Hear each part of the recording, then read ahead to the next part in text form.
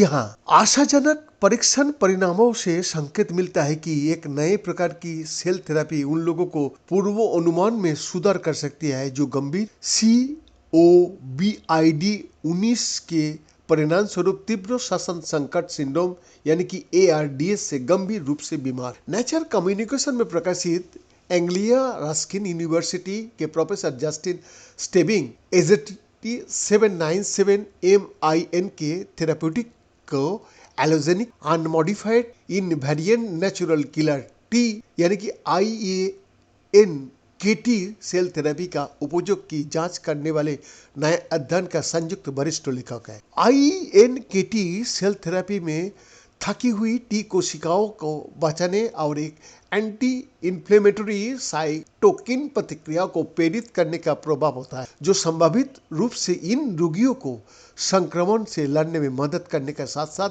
फेफड़ों की गंभीर रोगजनक सूजन को कम करने के लिए एंटीवायरल प्रतिरक्षा को सक्रिय करता है। नया शोध 3 चिकित्सा केंद्रों पर किया गया है और पाया गया कि AZT797 जिसकी कैंसर परीक्षणों में भी जांच चल रही है तेजी से निर्मित किया जा सकता है। इसकी सहनीय सुरक्षा प्रोफाइल है और गंभीर रूप से औसत COVID की बीच मृत्यु दर पर सकारात्मक प्रभाव पड़ता है। -19 ARDS रोगी गहन देखभाल प्राप्त कर रहा है। खोजपूर्ण परीक्षण में COVID-19 के कारण गंभीर ARDS वाले 20 यांत्रिक रूप से हवादार मरीज शामिल थे।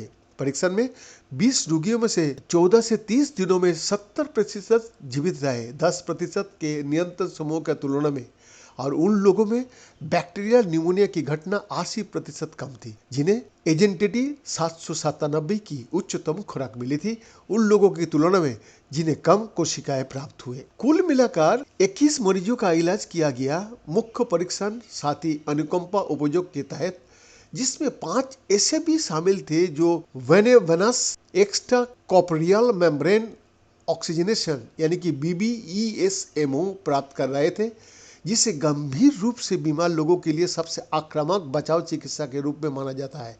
ARDS के मरीज ARDS के मरीज VVECMO में ऑक्सीजन रहित रक्तों को एक सिल्लीधार फेफड़े के माध्यम से पंप किया जाता है और एक प्रोबेशनी के माध्यम से शरीर में वापस लाया जाता है। माना जाता है कि ये परीक्षण VVECMO से गुजरने वाली गंभीर रूप से अस्वस्थ रोगियों में इस्तेमाल होने वाली किसी भी प्रकार की पहली प्रतिरक्षा सेल थेरेपी है। जी हाँ, VVECM समूहों के उत्तरजीविता 30 और 90 दिनों के बाद 80% थी और 120 दिन के बाद 60% थी। ये उन COVID-19 रोगियों को 51% की समग्र जीवित रहने के अनुकूल है जिनका एक ही संस्थान में एक ही समय सीमा के दौरान केवल BBECMO का इलाज किया गया। कैम्ब्रिज इंग्लैंड में एंग्लिया रस्किन यूनिवर्सिटी में बायोमेडिकल साइंसेस के प्रोफेसर संयुक्त वरिष्ठ लेखक जस्टिन स्टीबिंग ने कहा, इस छोटे खोजपूर्ण अध्ययन के दौरान हमने देखा कि MINK का INKT सेल उपचार जो कैंसर से पीड़ित लोगों के लिए भी उन्नत किया जा रहा है ने ट्रिगर किया ARDS रोगियों में एक सूजन रोधी प्रतिक्रिया। खराब पूर्वानुमान के बावजूद इस थेरेपी से इलाज करने वाली गंभीर रूप से बीमार रोगियों में मृत्यु दर अनुकूल दिखी और उच्चतम खुराक पर इलाज करने वाली में न्यूमोनिया का दर भी कम हो गया, जो वायरल रोगों के इलाज में INKT कोशिकाओं और विशेष रूप से AZT797 के संभावित अनुप्रयोगों को रेखांकित करती है और संक्रमण अधिक व्यापक रूप से रोक सकता है।